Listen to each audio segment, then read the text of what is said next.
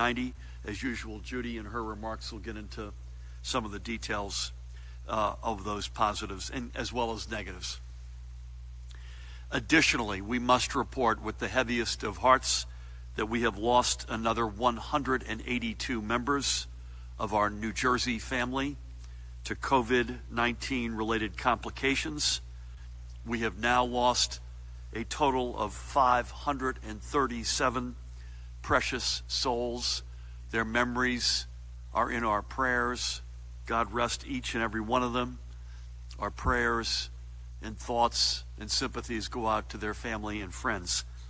Judy will give you some more dimension on this and some more color, but I'll just, as a headline, as a teaser to when you speak, Judy, you should not assume that 182 people passed since yesterday's press conference. There is a lag here in terms of confirming cause of death in particular, and Judy will get into that in detail. So it's tragic. Every one of these lives is a life lost. Let me be unequivocal about that.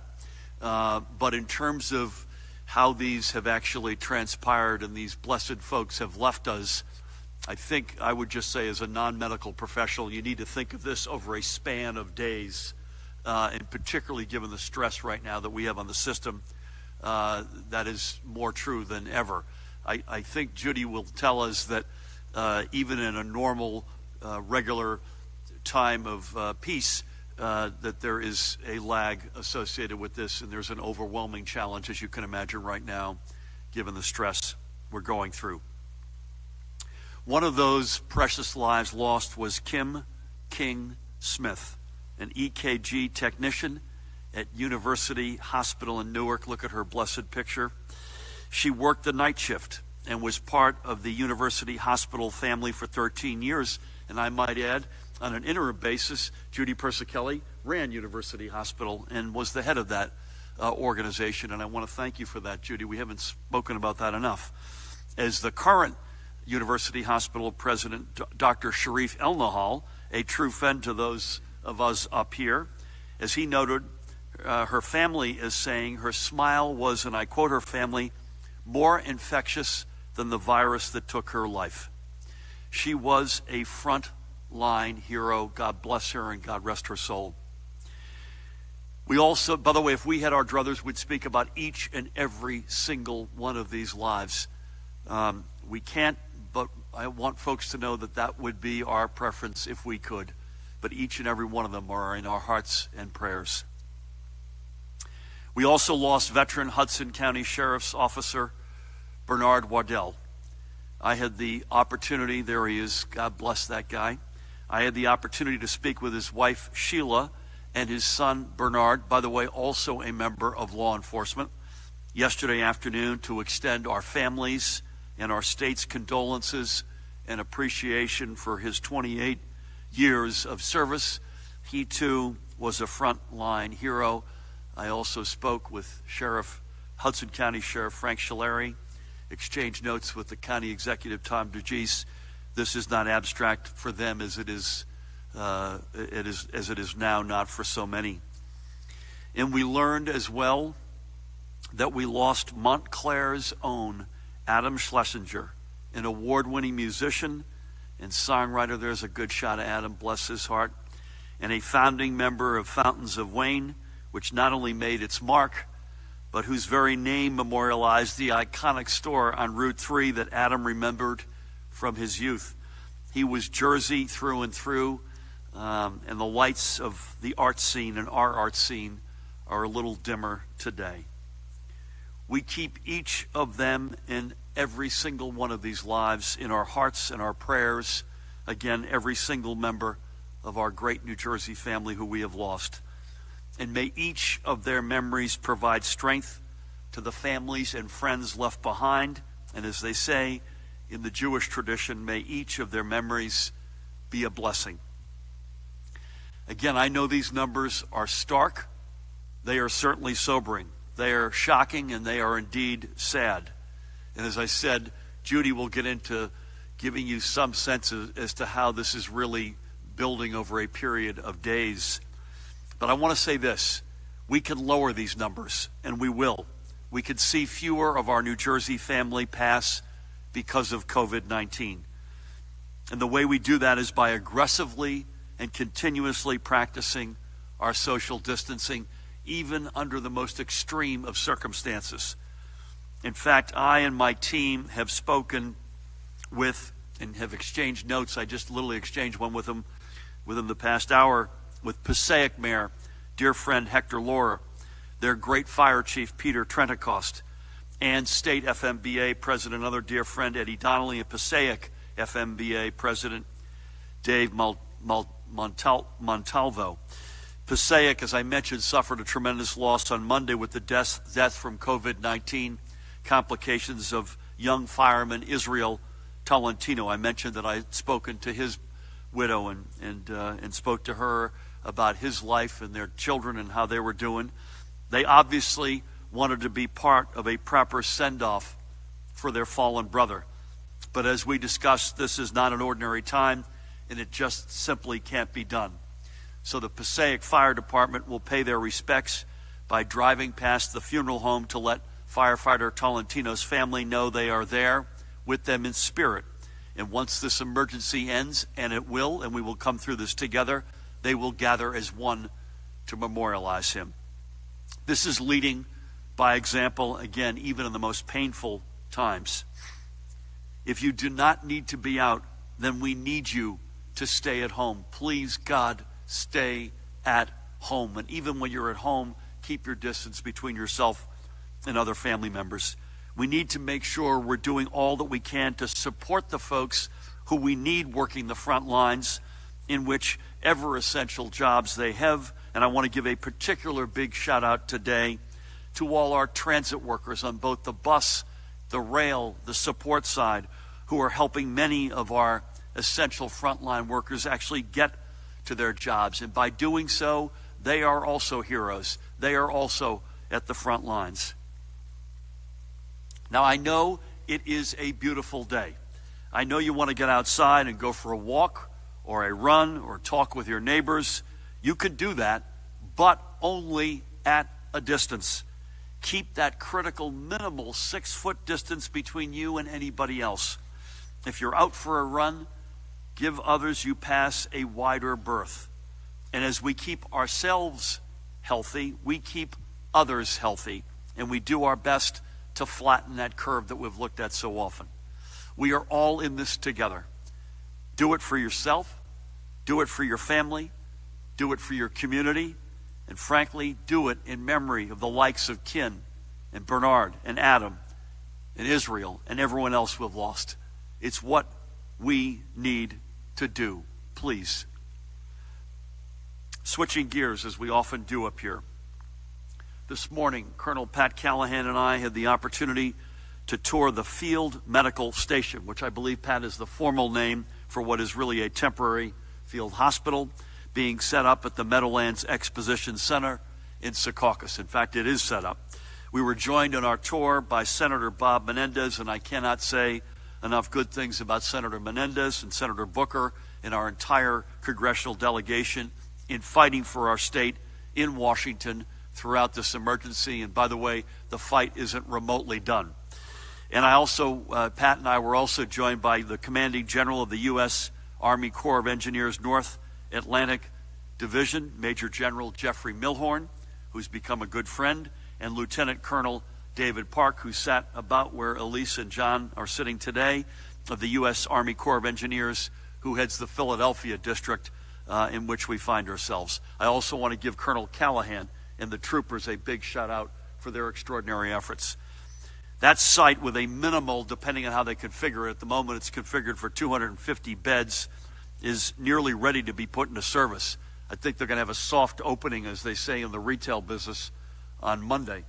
And I thank the women and men of the Corps, our partners at FEMA, and the state troopers, and also the administration for availing this necessary service to us. This is the first of what will be at least 3 such field medical stations in our state, with Edison and Atlantic City to follow, which will expand our bed capacity by at least 1,000 beds in total. And as Commissioner Persichelli's briefing today, and frankly I think every day, will show, they're coming online not a moment too soon. And of course we've talked about 4 of these 4 times 250. Just to remind you, if for the current configuration at least, Edison is actually 2 of them together, and will be 500 beds there. We will need not only the capacity, but the great flexibility these sites will afford our bricks and mortar hospitals in the coming weeks. I want to give a shout out at this time to United Healthcare, which is dedicating 2 of its senior folks to work with the Department of Health to assist us in our efforts. We are proud to welcome Dr. Jeffrey Brenner, the Senior Vice President of United's Clinical Redesign Team, excuse me, and Kathleen Stillo, the President and CEO of Clinical Redesign. Dr. Brenner is a family physician by training, and Kathleen's career has focused on improving the overall delivery of health care. They will join us for the next 90 days, and we welcome them. We are proud to welcome them both to our team, and we know they are going to hit the ground running. I exchanged a nice note yesterday with United Health CEO Dave Wickman, and thanked him personally for the assist here, which is big. Of course, we continue our work to get the equipment and supplies that all of our healthcare providers and hospitals and workers need from all possible sources, including the federal government, our federal government partners, our state supply caches, individual and corporate donors, as well as private sector procurement. Today, I am signing, to that end, an executive order formally authorizing Colonel Pat Callahan, to my left, to commandeer medical supplies and equipment that are necessary for our COVID-19 response. This may run the gamut from N95 masks and other personal protective equipment to ventilators and everything in between. While we look forward to these facilities cooperating with us in providing this equipment as needed, this order gives Pat the express authority to requisition it for distribution to our acute care hospitals and other healthcare facilities, and needless to say, they badly need the equipment. But we also all certainly hope that Pat doesn't have to use this authority. We would hope that folks would step forward and do the right thing, but if need be, we will use this authority. Speaking of people stepping forward, additionally on the topic of PPE, we learned yesterday that Horizon Blue Cross Blue Shield has committed to donating a total of 500,000 N95 masks and 81,000 face shields to our response efforts. That's more than $2.3 million worth of supplies. These supplies will be delivered throughout the month of April. Horizon is also making both a $100,000 donation to the Community Food Bank of New Jersey and $60,000 to the Jewish Family Service of Atlantic and Cape May. This is a good reminder that it's not just our frontline healthcare workers, it certainly is that group, and first responders certainly, and other essential workers who need our help at this time, but that there are also countless everyday New Jerseyans and their families we can't forget. And I thank Horizon for remembering that our entire New Jersey family needs help. I mentioned that article in the New York Times, quoting one source, that 70% of the people who were pulling up to food banks in that certain area were doing so for the first time in their lives. Horizon has told us this all amounts to the largest single donation the company has made in its 88 years. So to Kevin Conlon and their entire team, bless you and thank you. As always, if you have any PPE to donate, please get in touch with us through our one-stop online portal and head to covid19.nj.gov/PPE donations. And we will gladly accept your donation, no matter how large or small. Every little bit counts. I also signed an administrative order today permitting blood drives to continue to ensure we can meet the critical medical needs of our residents. Judy spoke eloquently to this a few days ago. In order to operate, blood drives must undertake appropriate mitigation efforts to prevent the spread of COVID-19, including, needless to say, incorporating social distancing where practicable. Switching gears again for a quick note on testing. Of our 2 FEMA partnered public drive-through sites. A reminder that tomorrow, April 3rd, only Bergen Community College will be open. The PNC Bank Arts Center site will be closed. Testing at Bergen Community College will begin at 8 a.m., and you must be both a New Jersey resident and exhibiting symptoms of respiratory illness. If you do not meet either of these requirements, you will not be tested again. Let me repeat this. In a perfect world, I'd love to be South Korea. I'd love to have unlimited supplies from the feds of that which we need to collect these specimens. I'd love to have unlimited personal protective equipment to protect our healthcare workers who would take these specimens. I'd love to have unlimited duty supply of healthcare workers to be able to both test everybody and care for those who are sick. We don't live in that world. We live in a world of limited resources, particularly coming out of the federal side. We're grateful for what we've got, but it's a fraction of what we need. And so we made a decision right from the get-go that we needed to test those who were exhibiting symptoms for the obvious reasons that these folks are sick, whether or not they've got COVID-19 to be determined. It turns out 6 in 10 do not have it approximately so far, and that's an important point to make. But for the folks who do have it, we can be much more aggressive in treating their symptoms. Their symptoms, and as Dr. Tan reminds me, even if they don't have COVID-19, they're sick. So they've got to, they're not Superman or Superwoman here. They've got to go back and take care of themselves. But that also gives our healthcare professionals a high-quality trove of data that we need. I know folks would like to say, gosh, wouldn't it be nice if you had a spread between symptomatic, asymptomatic? In a perfect world, yes. We don't live in a perfect world. And that's the world in which we find ourselves at the moment. Additionally, I think this is now over 33 different places at a minimum. Mercer County is now operating an appointment-only drive-up testing site at the Quaker Bridge Mall in Lawrence Township for county residents. This site is open weekdays from 8 a.m. to 4 p.m. To receive an appointment, your doctor must send notification to the site that you meet testing requirements and are symptomatic. Again, we repeat, you've got to be symptomatic. Those who show up and do not have an appointment will not be tested. If you live in Mercer County and you are symptomatic, please contact your primary care provider. We have a comprehensive list of all publicly available testing sites, not just what I hold up in my hand, but it's online at our one-stop portal. Either scroll down on the homepage to the graphic for COVID-19 testing information, or go direct to covid19.nj.gov/testing. That's a little bit of an eye chart there, but it's at the bottom, covid19.nj.gov/testing. And again, for all testing, you must be symptomatic. Switching gears again, please, if you could bear with me to highlight a couple of announcements from elsewhere in our administration. This morning, the Department of Labor reported that over the past week, more than 206,000 new claims for unemployment were filed, meaning that in just the past 2 weeks alone, more than 362,000 residents have filed for unemployment. You no doubt saw the national numbers, also record-setting.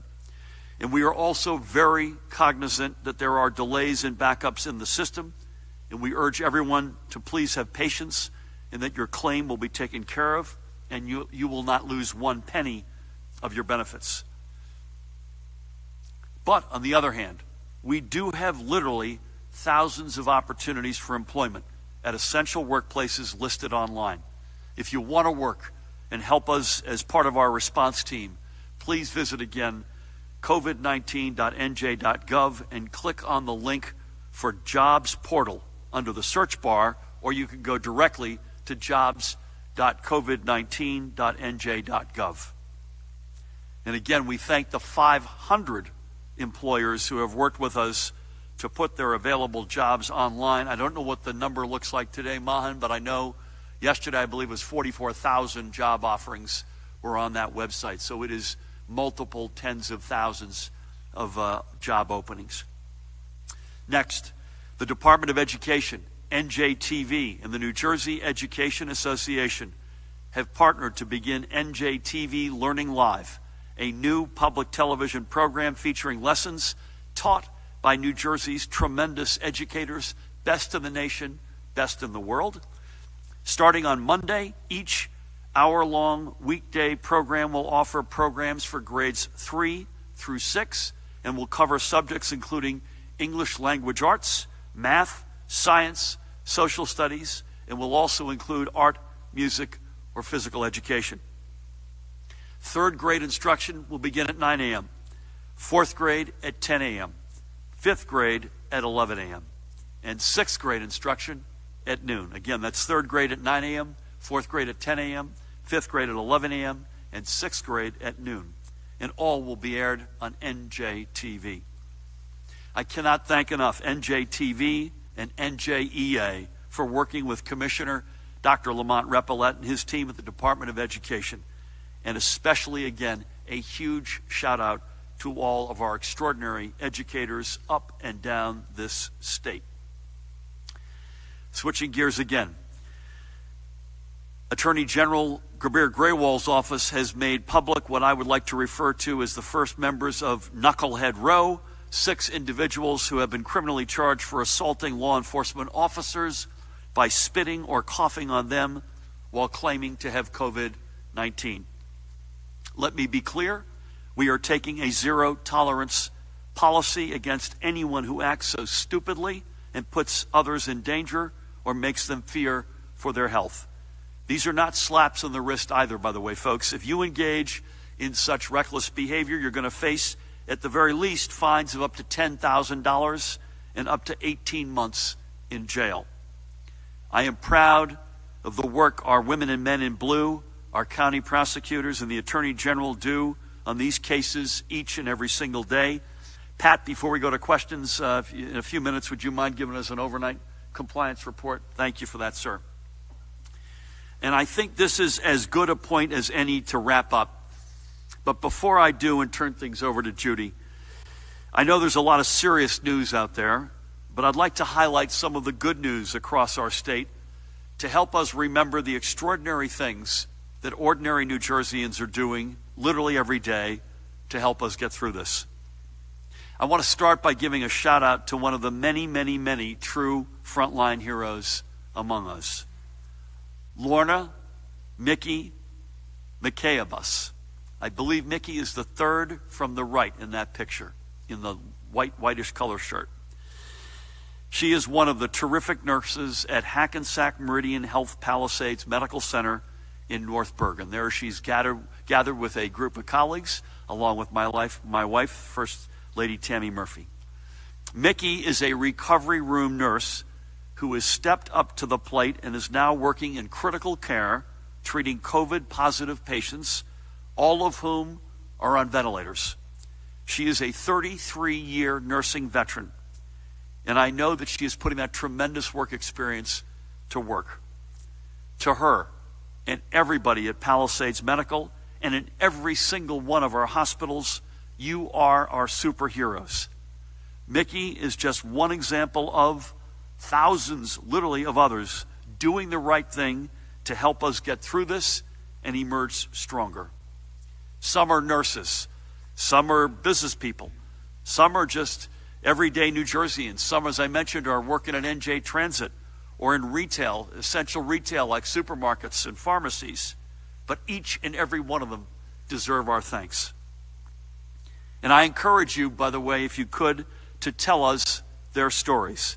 When you meet one of these heroes, use the hashtag NJThanksYou so we can share them with our state and spread some hope and optimism and perhaps some good humor at a time when we are all desperately in need of it. And I'll highlight some of them in the days ahead. Remember, folks, we're not at the beginning of the end, and I'm afraid to say we're not even at the end of the beginning. We have a tough, tough road ahead of us, and it's already proven to be a tough road. Look at the lives, the hundreds of lives lost. The numbers are going to keep going up. Sadly, fatalities and certainly positive test results.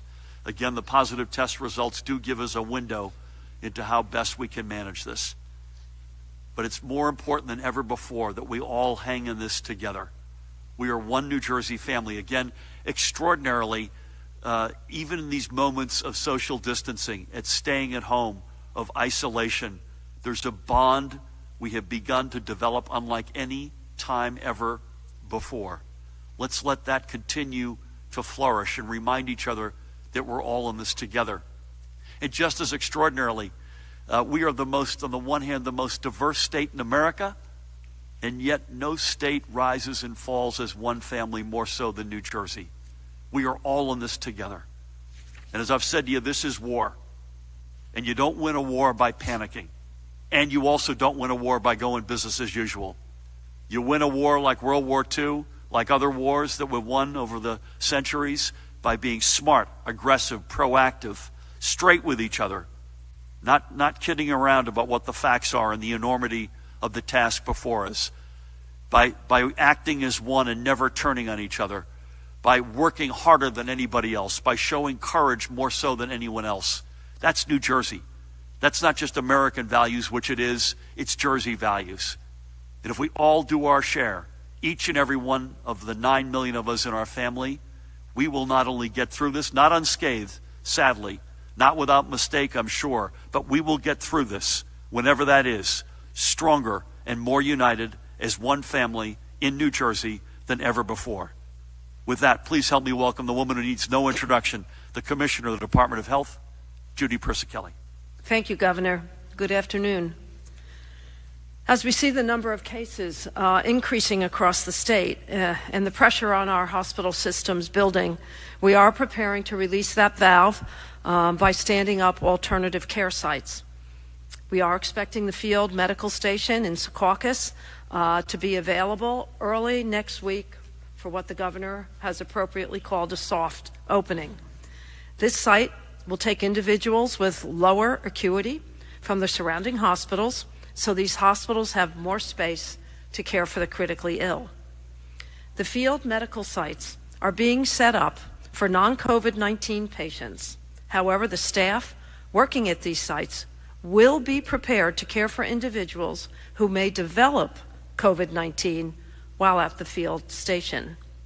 As I've outlined previously, the state is separated into 3 regions, with the Level 1 trauma centers organizing resources and needs for the hospitals in their specific regions.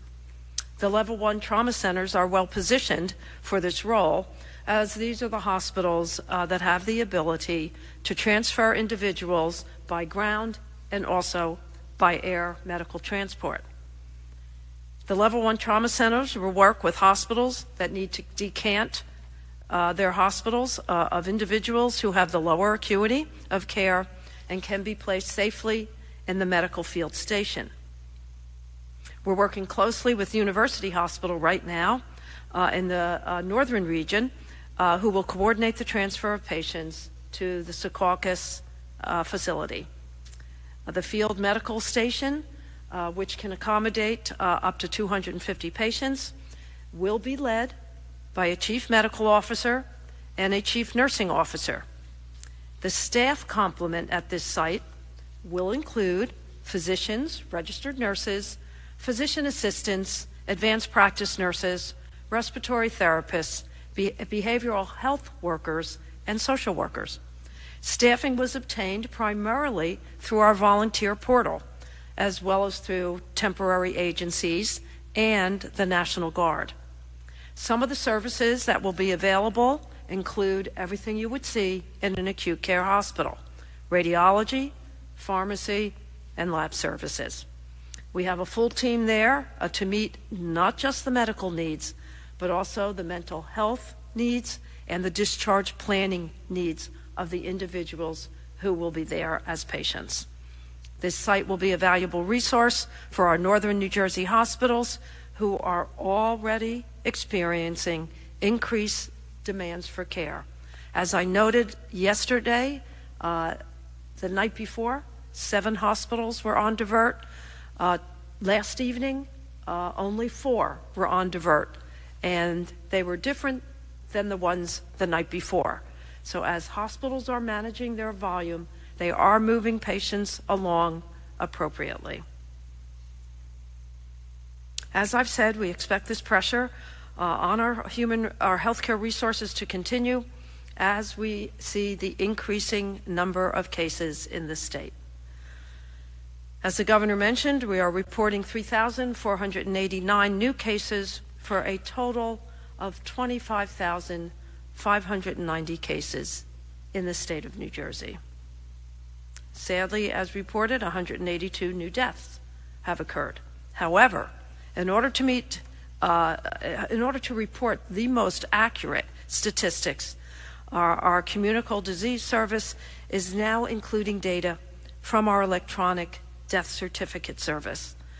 Today's report includes 124 from our communicable disease service and 58 deaths from the electronic death certificate service that have occurred over a number of days.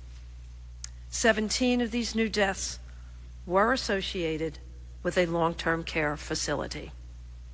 Of the new deaths, 45 were from Bergen County, 30 from Essex, 21 from Middlesex, 15 each from Hudson, Morris, and Ocean counties, 14 from Monmouth County, 7 from Passaic County, 5 from Union County, 3 each from Burlington and Camden counties, 2 from Somerset County, and 1 each from Atlantic, Mercer, and Sussex.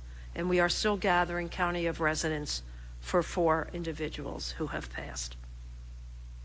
Our thoughts and prayers are with these families who have lost their loved ones.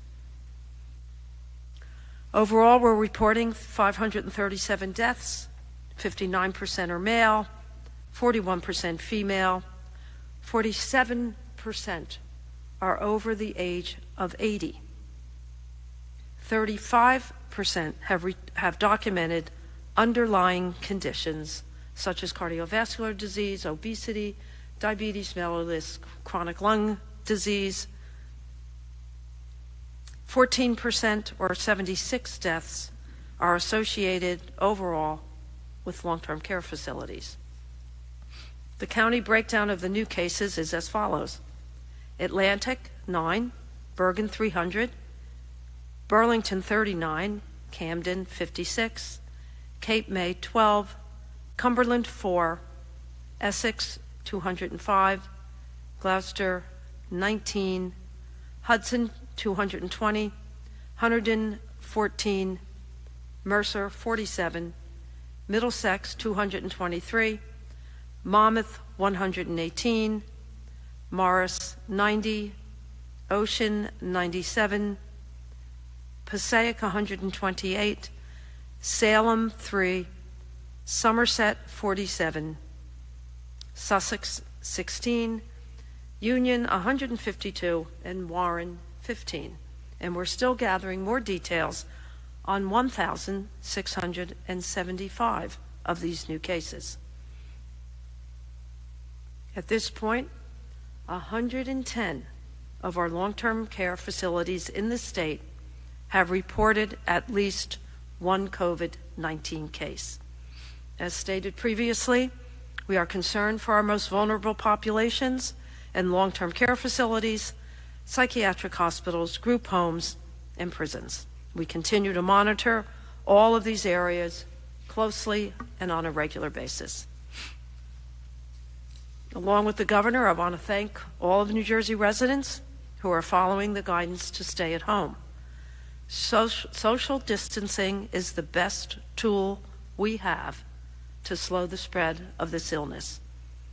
The importance of social distancing was underscored by a CDC study released yesterday that demonstrated that transmission can occur also in the absence of symptoms.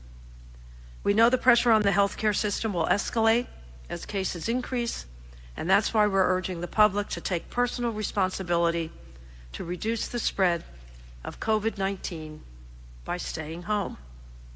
We are all in this together, and we must take steps to protect one another. Thank you. Judy, thank you for everything. You and your team are doing extraordinary work in an extraordinary time.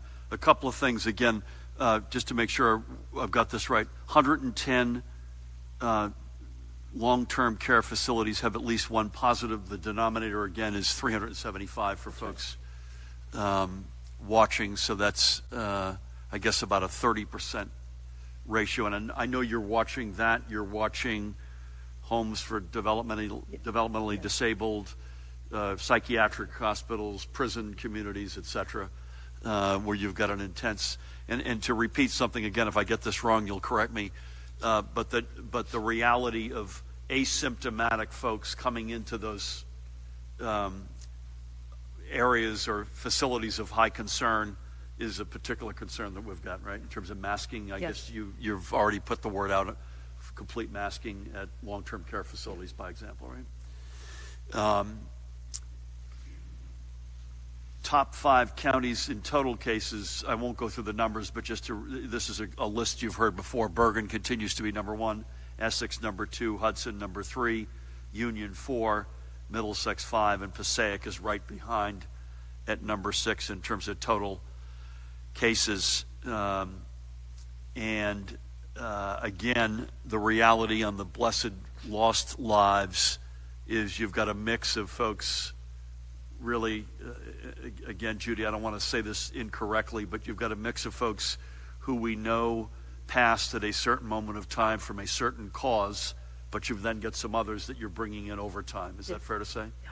And is that time frame a number of days usually? Christina? It really depends. The electronic death certificate data are relatively recent information. The issue is the challenge of sometimes there might be some errors in the death certificate data. Yep. And of course, the other information that we get through our communicable disease system takes a little bit longer to follow up on. And as we have, and again, I don't want to get this wrong, but as we have said, I believe almost at every one of these gatherings, just one other thing on the positives. Did you mention the positive ratio? I apologize. I did not. So that's something that folks should hear. I gave approximation, but Judy's got the exact number. Of the total number of tests performed, 56,915, 23,395 tested positive, for an overall percent positivity of 41.11%. So just, again, a couple of things that Judy and I have been pounding away. Dr. Tan has been helping us make these points. Number one, that means approximately 6 out of 10 people who got tested negative. Mm-hmm. Secondly, Dr. Tan wants me to remind you that you're still sick, so take care of yourself. Thirdly, it's overwhelmingly symptomatic people. So this is not an average slice of the current state of the state. These are folks, as you heard me say on these testing sites, you got to be symptomatic or you'll get thrown out of line. Now, we can't say that's the case in every single test, but overwhelmingly that's the case. And Judy, we are now 12 days removed from the last most aggressive steps that we've taken in terms of shutting the state down. These test results that we're announcing today are probably somewhere in the 7 to 12 day ago specimen collection. Is that fair to say? Yes. So we're still a week or so away from really knowing what that last set of actions that we took, what impact that has on the positives. Is that? Absolutely correct. We're getting calls at the Department of Health. People have been tested and they're waiting 10 to 12, sometimes up to 14 days for their results because all of the labs are overwhelmed at this point. There was something, I got accused of being rosy on a couple of things earlier. I don't think this has been rosy in any way, shape, or form. But one of the statements you heard us say probably a week or so ago was that the scarce resources were the collection materials from the feds to take the specimen, the PPE, and the healthcare workers. A week or 10 days ago, it wasn't the testing labs. That reality has changed. Now all of the above are scarce resources. The materials we need to collect the specimens, the PPE to protect the workers, the healthcare workers who, as I said, we're facing forks in the road all the time between testing and care. And then lastly, I think CNN reported last night, was it Quest, Dan or Mahan, that had a backlog, I think, of 20,000 at one lab alone. So there's limited resources or constraints in the entire system right now, not just in New Jersey, but in America. So I think I'm probably being charitable on the 7 to 12 day window right now based on the backlog. Judy, again, thank you for everything. Dr. Tan, thank you. Before we go to Christine, Pat, any quick words either on compliance, field hospital? You guys did an incredible job. PPE. Just real quick overnight, 6 what we would call COVID-19 related incidents. A funeral in Lakewood that had 60 to 70 people in attendance was broken up. 15 people were charged with the violations, and 1 gentleman was charged with disorderly persons and hindering an investigation. Subject under arrest for a controlled dangerous substance in Edison claimed to have the coronavirus and coughed on the arresting officer. Newark issued 130 separate violations and closed 4 businesses. A Jersey trooper responding to an accident up in Morris County. The driver of that car was found to be wanted, and while arresting her, she drooled and spit on him, claiming to also have the coronavirus.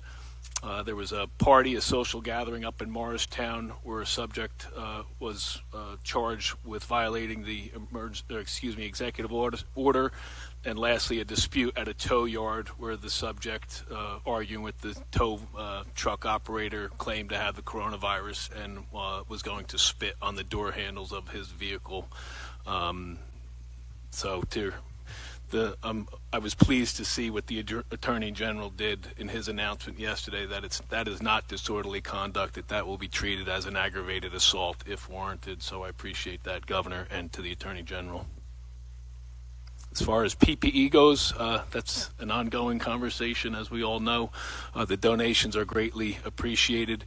A lot of things in the pipeline, a few things back ordered. It's a hourly conversation, and as you said this morning, just a phenomenal effort to watch that medical station go up in 6 or 7 days. Just truly a phenomenal effort by local, county, state, and federal partners. So it was something to see. Thanks, Gov.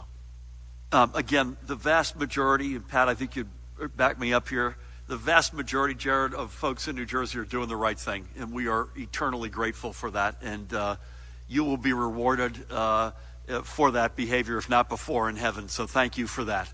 But the vast minority of complete knuckleheads, I mean, the sort of behavior you're talking about, and it goes from sort of the more benign, hello, you can't have a gathering, all the way to this sort of aggressive, awful behavior of spitting on people and threatening them and whatnot. We've got to eradicate all of that. We need 100% compliance. Again, I wouldn't bet on any other state to achieve that other than this state. So I know we can achieve it. I'm looking forward to one of these days we have a compliance, anything going on, and Pat said I got a goose egg. Secondly, we're wargaming. We're working on plans on all the alleys where we've got challenges as this builds to a crescendo, whenever that may be, and we're grateful for all that we've gotten, whether it's from the federal government, from private donations. We're grateful for the folks who are volunteering to serve. But again, ventilators, personal protective equipment, beds, healthcare workers, we're not in any of those places where we need to be. Again, we're trying to war game that and try to stay ahead of it as best we can. And the work that's being done by everybody, Judy deserves the biggest shout out, but Pat and the whole teams on sort of trying to figure out how we solve for these huge challenges. You can't say enough good things about them. The one thing we didn't hit today, I want to re-hit the call to arms. Go to covid19.nj.gov.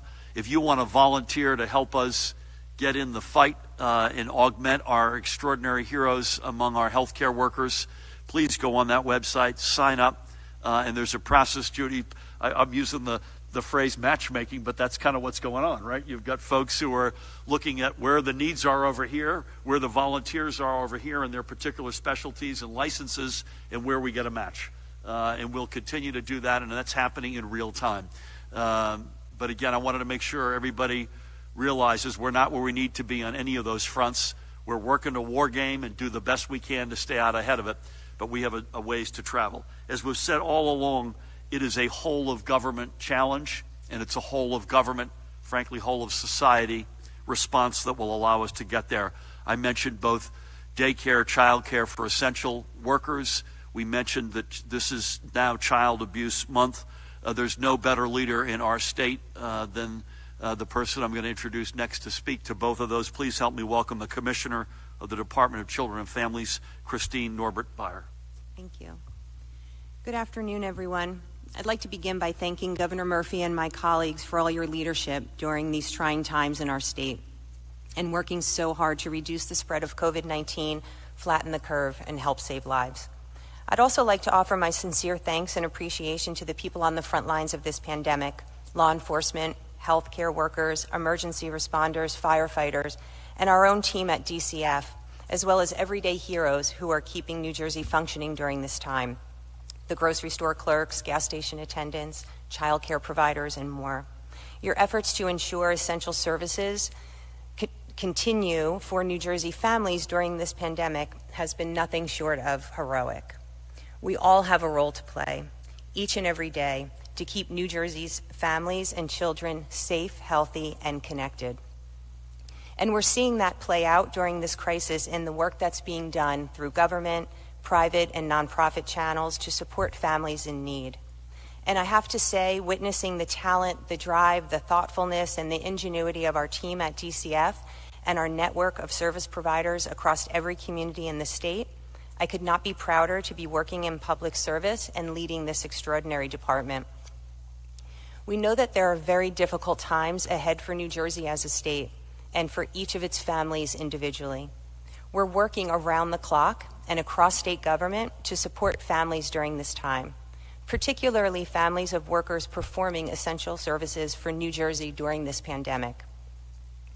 I'm here to share additional details around the partnership announced last week between DCF, the Department of Human Services, and the Department of Education to roll out child care options for the state's essential workforce. Individuals working in the public and private sectors who were determined to be essential for the continued functioning of the state under Governor Murphy's Executive Orders 107 and 110. And know that if this were a perfect world, all employees across the state would be deemed essential. Earlier this week, our team within the DCF Office of Licensing certified nearly 600 agencies statewide to provide care to the children of essential employees. And today, we're announcing the launch of an emergency child care assistance program, which is being administered by the Department of Human Services Division of Family Development to help support child care costs when a parent or guardian is an essential employee, regardless of family income. In order to have access to emergency child care, essential employees will need to register with their county's child care resource and referral agency. Registered essential employees will then have access to emergency child care assistance support to offset the cost of child care. More details and guidance around the emergency child care program for essential employees, including eligibility requirements around who is considered essential under the governor's executive orders, have been posted to the DCF Corona website and childcarenj.gov. Beyond the availability of childcare, we know that families are experiencing a number of other stressors during this crisis. We know that families and children who were struggling before may become even more vulnerable during this time of elevated stress and social distancing. The research shows that during natural disasters or national emergencies, like what we're experiencing now, families are subject to greater levels of stress and heightened anxiety, just at the same time that parents and children are isolated from their usual forms of support, like time with family, friends, gatherings in school, and community routines and events. Increase in stress coupled with the decrease in support like this can lead to an increase in maltreatment and family violence, including child abuse, neglect, and domestic violence. As we look at the data across the country, and really across the world, in terms of the impact of the COVID-19 pandemic, states are already seeing an increase in incidents of child abuse and intimate partner violence. At the same time, in New Jersey, and as in other jurisdictions, we're seeing fewer referrals to our hotlines and helplines. Social isolation is hard, Every one of us who is a parent knows that every parent needs the support of friends, family, and community. But now we're all less able to connect to natural supports. Families are now less able to connect to the kind of formal help they need, and it's harder for us to know about struggling families during times like these because social distancing means that many of those who serve as sentinels for children and families, teachers, coaches, counselors, pediatricians, and primary healthcare professionals don't have the same level of contact with children and families in communities. So as New Jersey residents abide by and practice the safe social distancing practices that are absolutely necessary, the challenge becomes that the individuals and the professionals who might have otherwise supported families or connected them to help in their community are restricted in their face-to-face interactions. In New Jersey, we're already seeing these effects. 1 year ago, in March 2019, there were 7,501 referrals made to our state central registry, which is our 24/7 child abuse and neglect hotline, for either child protective services or child welfare services. This year, in March 2020, there were 5,117 referrals. That's a 32% reduction. And March is traditionally one of our highest reporting months.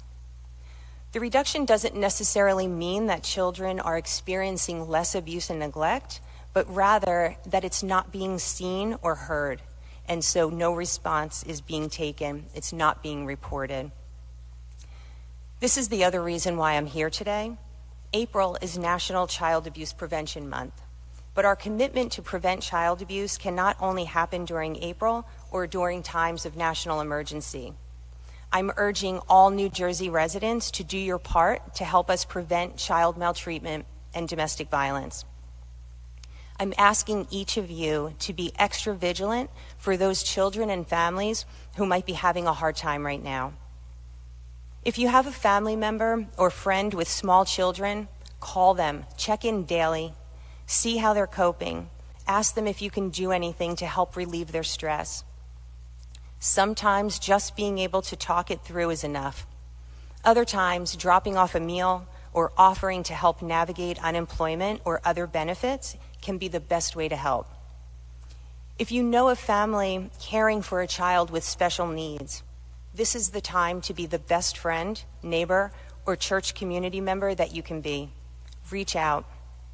Let them know it's okay to feel overwhelmed and that you care about them, and if there's anything you can do to help.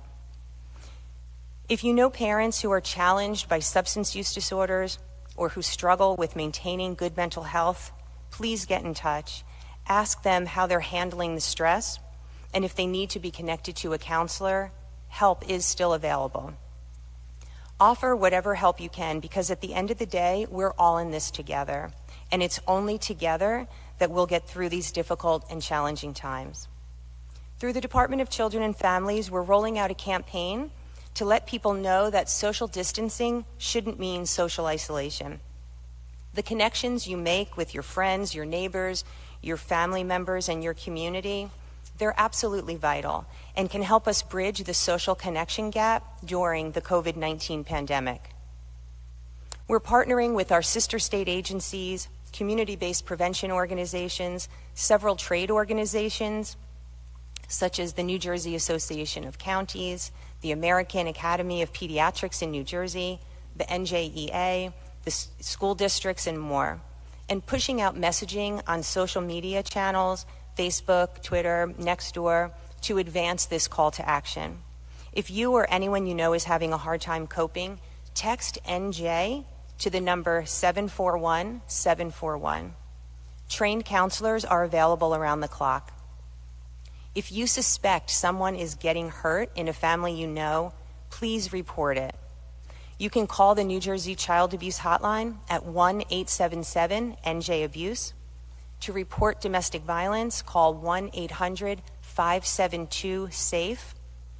All of these resources are available 24 hours a day, 7 days a week. Working together, we can all make a difference for families in need and help them get through this crisis. Thank you, and on behalf of the Department of Children and Families, stay safe, healthy, and connected.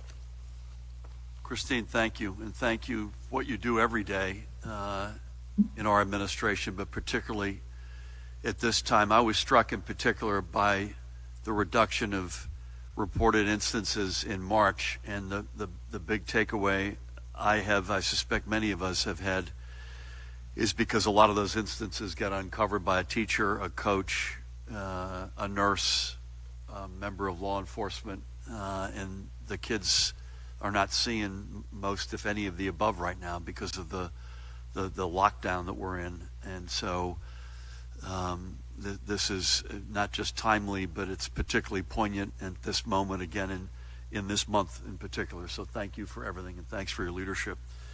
Before we go to questions, I had an enormous amount of feedback on how we were spending our time as a family personally. I got a lot of questions about, was I favoring one James Bond actor over another, one set of Jason Bournes over another. My kids wanted me to remind you that you can also get, for you soccer fans, you can get on social media 7 to 10 minute summaries of about any great game ever played. And so I'm going to give you my three: the 1996 Euro semifinal between England and Germany, the 1997 Champions League final between Dortmund and Juventus, and one that you won't get here every day, the 1997 semifinal for the Confederations Cup in France between Italy and Brazil. Those are three that we've watched lately and have enjoyed in the midst of this extraordinarily challenging time. Brett, we're going to start with you. Fire away. Three things. Hold on a sec. One, Game 6 of the '86 World Series is my favorite game. So Yes, sorry to you, very Boston much for fans. that. I appreciate that. Yeah, well, you were there. Nice. Number one, I have a question from Nancy Solomon of the WNYC. I understand there's a shortage of tests, but can you explain the thinking behind why you were having people who are symptomatic come get tested rather than conducting a randomized test of the whole population so that the modeling of hospital capacity reflects the true infection rate in each county? One, then I have two other questions. Yep, go ahead. One, hospitalization rate overall, how many people have been hospitalized, how many people have been discharged? And three, we saw Los Angeles' mayor yesterday urge people to wear masks when they go in public. Is New Jersey considering any other kind of thought of that? Judy, can I just say a couple of quickies and then turn it to you and Dr. Tan? To Nancy's question, I mean, in a perfect world, that's probably something we'd be doing. I'll leave it to the experts, but we have to play the hand we've been dealt, and this is the hand that we've been dealt. I'm going to skip over hospitalization rates, which Judy could speak to. I think, Judy, it's fair to say there's a fair amount of movement around masks right now, including from the CDC and their guidance. Is that fair to say? So, again, remember, we don't have enough masks. So we're already bemoaning the fact, healthcare workers, first responders, what about our retail brothers and sisters at supermarkets and pharmacies and essential places? What about the bus drivers and the rail operators at NJ Transit? What about others who are in contact, long-term care facilities? Judy's mandated, but what about in a psychiatric hospital or a home for developmentally disabled? We're already sort of in those rings of need in terms of personal protective equipment. But beyond that, may I, both in terms of the testing protocol as well as hospitalization rates and masks? I'll talk a little bit about hospitalization rates. We really don't have that at this point, but they're coming in because we have to go to the discharge data. So once someone is discharged, the chart is analyzed, coded, and then entered into a system that also allows for billing and for medical record statistics. So we should be getting them. They should be coming out. Once we have that, I commit that we will share them. We just don't have it now. There's always a delay in getting that, the discharge data. How about masks? Any comments on masks? Well, we did mandate universal masking for employees going into long-term care facilities based on the experience at Washington State. And as I've reported, I spoke with the Department of Health at Washington State, and they identified the spread of COVID-19 coming into the facility by the employees. We believe that's the same situation here in New Jersey. So to protect that most vulnerable population that we have, we are mandating that the employees mask when they come into the facility. And nothing in the general Public yet? Nothing for the general public? Not for the general public yet. By the way, Brent, I don't want to overstate this again. We're short ventilators, we're short PPE, we're short beds, we're short workers. If we flipped a switch and said, general public, you need to wear masks, we don't have the masks. And that's that's a federal reality, right? So we don't have you've seen articles today saying the federal stockpile is about diminishing. We've had extraordinary outpouring of donations and manufacturing, but fair to say we're not remotely close to being able to mask everybody. Is it a bad idea for people to do that if they can use a scarf or something else? Or I'll let Dr. Tan talk about the key word from the president. And we have to understand that if you're taking care of a COVID-19 patient, you should be wearing an N95. They're in very, very short supply. Masks are generally to protect people from you, not necessarily to protect you from what's around you. So it doesn't take the place of social distancing. It doesn't take the place of staying at home. The mask protects other individuals. There's some level of protection. You can read about that in general newspapers, but at the end of the day, it's more to protect others, and can be cloth or can be flat-faced surgical. Dr. Tan, would you mind weighing in? First, related to the mask, Commissioner's completely spot on. It's the issue of source control because we want to protect the most vulnerable from becoming ill. So as the Commissioner kept on emphasizing, especially in these long-term care facilities, we want to protect those vulnerable populations, the residents of these facilities, from exposures that are coming in to the facility itself. And also we have to remind everybody that the biggest message is social distancing. Let's not have a false sense of security about what the mask might offer to protect yourself versus the source control aspect that we're trying to emphasize for the most vulnerable populations. And with regard to the testing, there are two aspects to consider. One is the reason why we've had a lot of focus on symptomatic individuals and prioritizing individuals for the testing in the context of what the governor had mentioned a little bit earlier about backlogs and testing and such, is that we really do want to ensure that we get the tests done on those people where it will really make a difference. For example, in those long-term care facilities for healthcare workers and the like. That's one aspect. The second aspect is related specifically to the characteristics of the test itself. We know that when you test individuals who are symptomatic, the likelihood of your picking up an infection, SARS-CoV-2, is much higher when you're symptomatic, when there's much more virus that you can actually capture in your clinical sample. That's why we've got really high positivity rates. I mean, again, as to what the governor had mentioned earlier, we can't say that every single one of our tests reflect a test that was done in someone who was symptomatic, but we know the vast majority are. That's why we have a really high positivity rate, and we're able to pick up on those cases. Just two, human nature, and Matt, I don't want you to pull a hamstring, so we're going to go to Dave next here. Two human nature points. One is, I guess, on the good side of masks, you hear a lot of anecdotal evidence. We don't want you to touch your face. So folks, when they get up there and they realize they got a mask on, it does give people a second thought. So that's a good thing. But I just got to underscore, social distancing trumps the mask in a big way. And the problem, and we probably have seen this less in this room, but you've seen folks with masks who just start behaving like everything's normal again. And that can't be the case, right? The social distancing trumps all. So thank you for that. Dave. He must have read my mind because I have many more mask questions.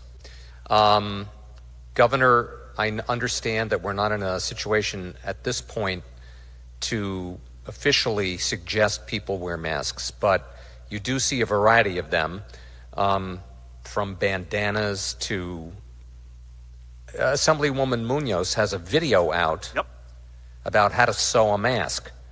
And you can apparently, some of them you can put a filter in. I believe, Commissioner, you had said that, it can offer some level of protection. Can you talk a little bit about that, flush that issue out? Perhaps Dr. Tan can assist with that. If it can give some level of protection, because we have a lot of people walking around who are asymptomatic, who may be giving this to somebody else, and if the function of wearing the mask is to protect other people from getting what you may have, would there be a value in having people wear a cotton-made mask or something else like that? How do you clean it? Some people have told me that they were attempting to spray Lysol on an N95 mask. I believe that does not work. I'm not sure. Maybe you can comment on that. And, just this issue of people walking around in New Jersey, if they have to go to the supermarket, should they be trying to think about some kind of level of mask protection in some way? Second question, if I may, Governor, unrelated. Second question, Dave. Well, second broad category. Second doctoral thesis, right. What you meant to say. The Department of Labor release mentioned the $600 additional supplement from the federal government. Yes. Could you just explain, because there's a little bit of confusion apparently with regards to, is this in addition to the state unemployment?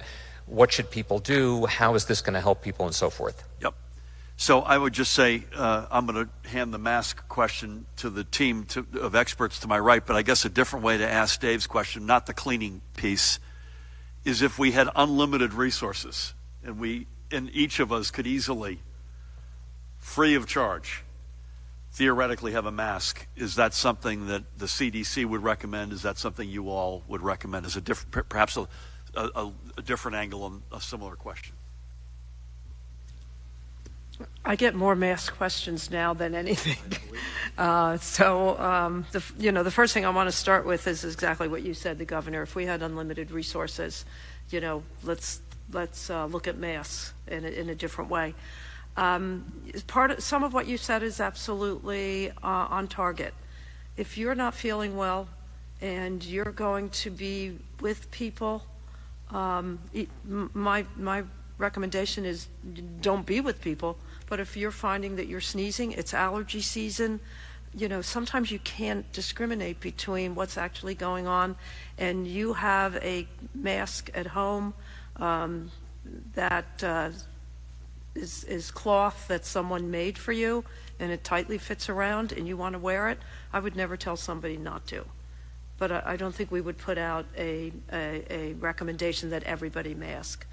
Again, it's to protect other people more than you being protected. Droplet infections are droplet infections, and Dr. Tan can talk about droplet infections and the importance of staying your distance and why.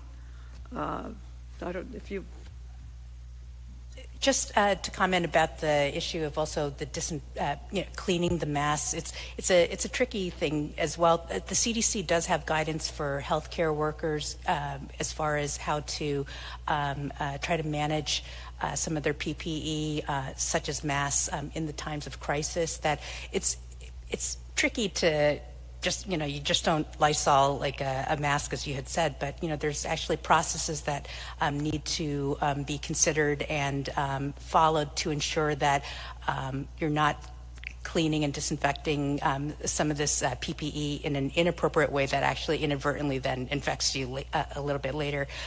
Just remembering that one question from earlier about people asking about how you, for example, just take off a glove properly. So these are things which our healthcare workers are very commonly encounter all the time and are trained to deal with. And that's why, again, it gets back to some of the comments about overarching mask use and just recognizing that, again, sometimes if you're not familiar with how to use a mask, that it could potentially create more of an issue than not. But again, to the commissioner's point, if you want to use a scarf or a homemade mask, there's not, for your own sense of well-being, we wouldn't discourage that. But I think we'd all agree, don't use that as an excuse to get closer to people than you should be. Is that fair to say that you've got social distancing trumps this? I believe on your employment question, this is incremental, but Matt Platkin is in the back who's going to address this. The $600 stipend is incremental to the state numbers. Yeah, I believe it's once you exhaust your state benefits that it's incremental on top of that, but we'll get a definitive answer from labor. Thank you. You good, Dave? Yes, thank you. You got one, sir? Got a couple of questions. Salvo from NJTV News. Would you, Governor, please talk about your concerns upon hearing medical supplies in the federal stockpile are running very low with only 10,000 respirators left and no guarantee that those respirators are in working order? Do the respirators that we've received from the federal stockpile actually work? And then for the Commissioner, Persicelli, how will you triage patients into the new FEMA medical station at the Meadowlands? Where will they come from? What level of care will they need? And then, Governor, just following up on the unemployment numbers, we've been trying to access the website and are having trouble getting through even though we're not unemployed. Is there any trouble or any help on the horizon for those who are trying to get to our website but cannot? Yep. Is that it? If you'll take more, I'll give you more. Give me one more. How's that? All right, one more. Question from a viewer that they are positive with COVID-19 yet need groceries. Is there any way that we can ask the business public to make hours specifically for people who are positive, find a way to safely shop even though they're infected? Okay. I'm not going to have the answers to all these, but let me just give you a reaction to the federal stockpile being low is of great concern. As I mentioned, I can't say it more clearly. While we're grateful for what we've got, we're still light ventilators, personal protective equipment, beds, workers. There's a plan in each of those cases to do the very best we can to stay out ahead of it, but that's concerning when you hear that. Pat, ventilators that have come in, for the most part, they've been working for us, haven't they? I've not heard of one that has not worked. So we read the same article and we exchanged thoughts on that, but we have not had that. I'll come back to Judy. You'll, if you don't mind, in a second, doing the triage on the Meadowlands. The website, I mentioned this in my remarks. We got an overwhelming amount of demand. I know the Department of Labor and the Commissioner Rob Angelo is doing everything they can. Again, my backup, I think I've said this a couple of times, go on this website over my left shoulder here, covid19.nj.gov. That's another way in. And in terms of shopping hours, it's a good question. I've not been asked that before. I don't know what guidance as a health matter you would give. I know that certain retailers are having senior hours. Again, seniors being more impacted by this than not only seniors, which we have encouraged. This is something I'd like to come back to you on. I think it's another fair question. In a perfect world, it seems to me you'd have that. We're not in a perfect world, so I can't promise it, but fair question. Do you mind hitting the triage question? Sure, but before we get there about the grocery shopping, if someone is in quarantine or isolation, they should not be going out. So we have to make arrangements, and most of the stores right now are delivering, just particularly for that type of situation. If someone cannot get nutrition in their home on quarantine or isolation, go on our website and we have the website where you can put in the question and we will get back to them. That's important. We don't want anyone home on quarantine or isolation that has to leave to get nutrition, and we don't want anyone home not getting nutrition. So I just wanted to clarify that, if you don't mind. On the triage, we're going to be working with the local hospitals to identify the individuals that could be going home in 1 or 2 days. We can handle oxygen, we can handle IVs. There will be the appropriate level of nursing support, and perhaps just needs a couple more days of maybe IV antibiotics, because we will have pharmacists on call. They could move safely to a field hospital. But we will triage that. We will have criteria for the community hospitals so that they can go through the criteria, and then every day be able to identify, I have 2 patients, I have 3 patients, and the level 1 trauma will support the transport. And you'll build this up. You and I use both the phrase of a soft opening. This will be built up beginning on Monday, right? Yeah, we want to make sure it all works, that the transport works correctly and seamlessly. And when you see it, as Pat and I did this morning, and I know Judy and her team have been all over it, it's a bare bones reality, right? So this is something that is started on a bare slab concrete floor that has been built up from nothing. I constantly find myself trying to balance cold-blooded, if you don't do this, we're going to come after you, with compassion, particularly for those who are sick and who have lost their lives. I want to retract my answer for the last question. If you're positive, you can't be doing that, right? You got to stay home. And I'll just give a shout out for, among other reasons, our retail workers who are already screaming out, please God, give us protection. Consider us wherever you can essential. We need more protection, more, antiseptic wipe down activities, etc. So I would just say, I'm going to echo what Judy said. We need you to stay home. But having said that, and this is the second part of what you said, you can't stay home and starve. You got to stay home, self-quarantine, God willing, get better, but make sure you've got a way to get your nutrition. And if all else fails, go on that website to make sure we know where you are and who you are. Is that fair? Elise, good afternoon. Good afternoon. I have a bunch of questions about hospitalization rates.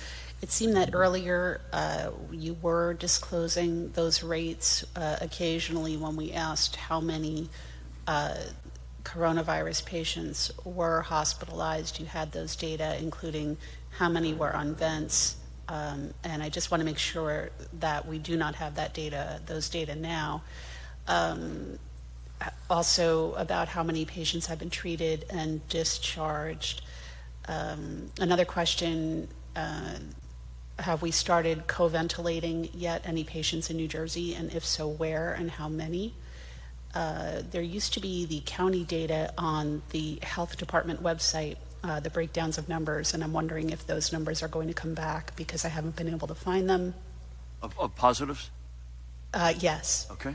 And regarding the delays in the lab testing, is the state lab running at its maximum? I believe, and I could be wrong about this, that the state lab could process 500 a day.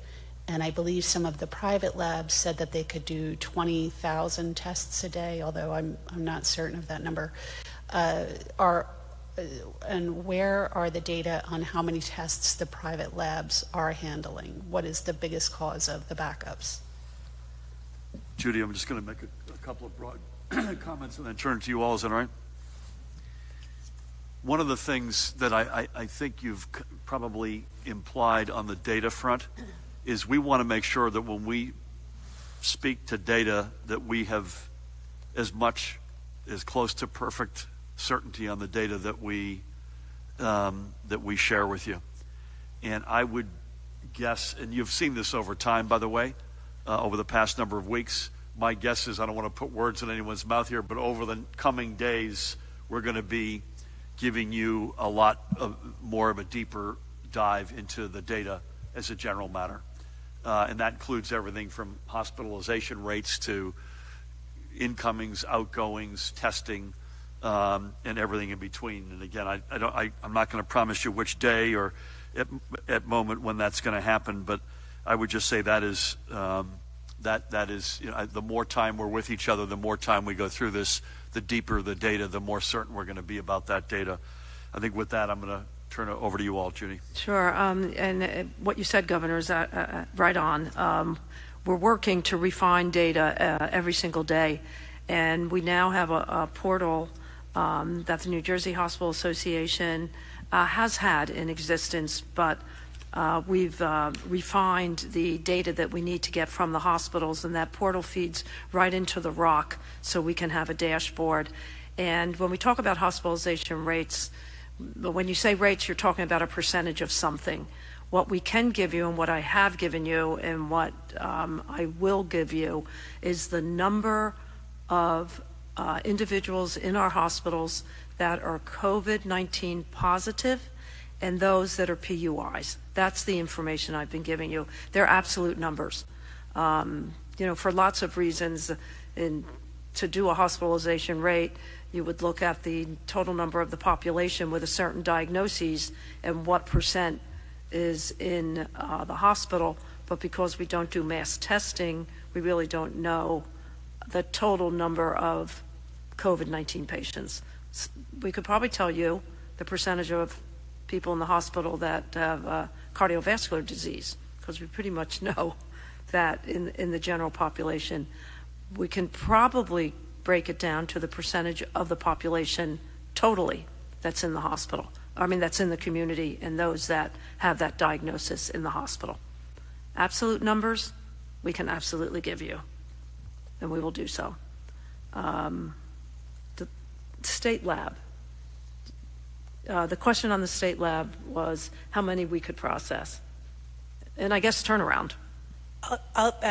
All I can comment on is the number that results that we got today from the state laboratory, and that is about 558 of our positives today, and the balance is from the commercial laboratories. Don't have the denominators. So more to come, Elise. You good? Do you have something else? Matt? Matt. Right with Elise. And the county data that used to be on the website, on the health department website, you would click on the total number of cases and then you would go to a map. Is that coming back? It should, yeah. I don't know why it's not on there. Okay. I believe it's on this website. Maybe we switched it over, yeah. I mean, I think it's on the interactive map COVID-19.nj.gov. should be the interactive map should be active. In the back. Thank you. Hi. Hello. I have a question about access to testing, and I apologize if this has been asked already. A number of these county testing sites require a doctor's referral. This can be a barrier for many people, especially those who find themselves newly unemployed and therefore newly uninsured. Can you speak to those who want to get tested, have symptoms, but may not be able to get a doctor's referral? And can we also get an updated timetable on the field hospitals in Edison and Atlantic City? You bet. Again, let me just, I'll defer to Judy on the testing, whether you've got a doctor's referral or not. But just to remind folks, the official state-sponsored testing sites are the one at Bergen Community College and PNC Bank Arts Center, which in each case are partnered with FEMA. They do not require the doctor referral, but they do require to be symptomatic. As other counties and other organizations have put testing sites together, in some cases we have helped as best we could with specimen collection materials or PPE, et cetera, but those are overwhelmingly initiatives that have been sponsored by a county or a healthcare organization, and we're not running those. So they have just to make sure everyone knows that there may be some unevenness, and that's for a reason. There are different sponsors for this. But to your question, and we'll come back to the field hospitals, what if a particular county requires a doctor's, I think Mercer I mentioned today as an example, I assume that's part of your question, requires a healthcare professional to have given you the go-ahead. What about somebody who's got symptoms and doesn't have that, Judy? Well, that's the key. They have symptoms.